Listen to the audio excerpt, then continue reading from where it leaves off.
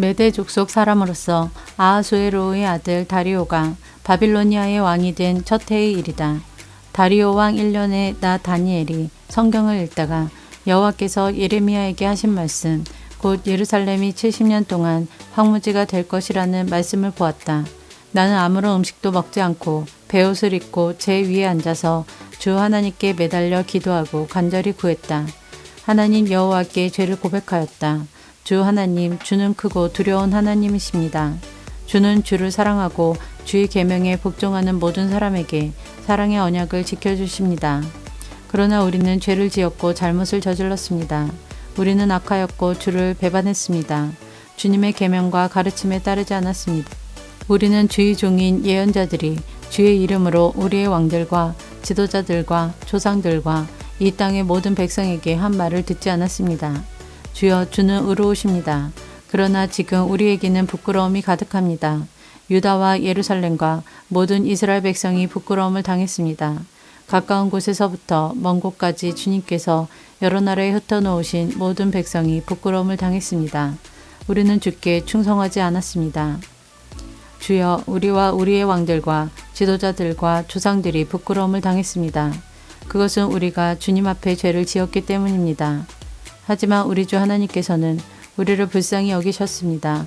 우리가 주님을 배반했을 때에도 주님은 우리를 용서해 주셨습니다. 그런데도 우리는 우리 하나님 여호와께 복종하지 않았습니다. 하나님께서 여호와의 종인 예언자들을 통해 우리에게 주신 가르침을 따르지 않았습니다. 모든 이스라엘 백성이 주님의 율법을 따르지 않았습니다. 그들 모두가 주를 배반하고 주의 뜻을 어겼습니다. 그래서 우리에게 하나님의 종인 모세의 율법에 적힌 저주와 심판이 내렸습니다. 그것은 우리가 주께 죄를 지었기 때문입니다. 주께서 우리에게 큰 재앙을 내리셔서 우리와 우리 지도자들에게 하신 말씀을 이루셨습니다. 예루살렘에 내린 재앙과 같은 것은 이 땅 위에 일어난 적이 없었습니다. 이 모든 재앙이 모세의 율법에 적힌 대로 닥쳤습니다. 그런데도 우리는 죄의 길에서 돌이키지 않았습니다. 주님의 진리의 말씀에 귀 기울이지 않았습니다. 여호와께서 재앙을 준비해 두셨다가 우리에게 닥치게 하셨습니다. 하나님 여호와께서 하시는 일은 다 의로우신데도 우리는 주님을 따르지 않았습니다. 우리 주 하나님, 주는 주님의 능력으로 우리를 이집트에서 이끌어내셨습니다. 그 일로 지금까지 주의 이름이 유명해졌습니다. 주여, 우리가 죄를 지었고 잘못을 저질렀습니다. 주여, 주의 의로우심을 따라 주의 거룩한 산이자 주의 성인 예루살렘에서 주님의 진노를 거두어 주십시오. 우리의 죄와 우리 조상의 악한 죄 때문에 우리 주변의 모든 백성이 예루살렘과 주님의 백성을 욕하고 비웃습니다. 우리 하나님, 이제 주의 종의 기도와 간절한 부탁을 들어주십시오. 주를 위해 폐허가 된 주의 성전을 다시 일으켜 주십시오. 나의 하나님, 내 말을 귀 기울여 들어주시고 눈을 떠서 우리에게 닥친 끔찍한 일을 봐주십시오. 우리가 도움을 받을 만해서가 아니라 오직 주님의 자비하심을 의지해서 구합니다. 주여 들어주십시오. 주여 용서해 주십시오. 주여 들으시고 이루어 주십시오. 주를 위해서 늦추지 마십시오.